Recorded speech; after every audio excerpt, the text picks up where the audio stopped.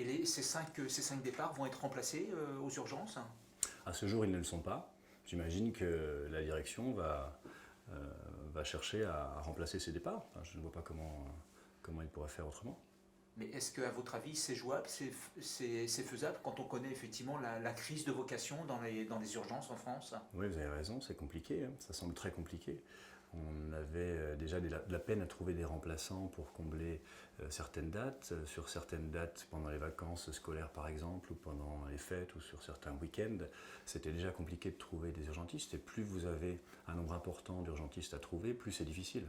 Parce que les gens ne mettent pas les pieds n'importe où aussi, étant donné que le choix est finalement du côté des remplaçants, qui peuvent se réserver le choix d'aller dans un service où les conditions de travail sont les moins dégradées ou les plus acceptables.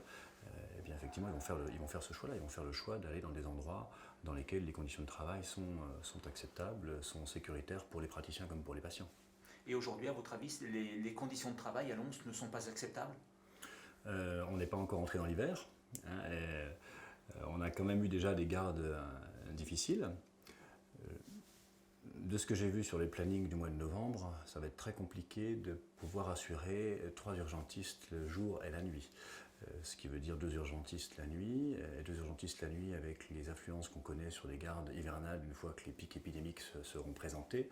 Ça va être très compliqué, oui. En conditions de travail, ça va être très compliqué.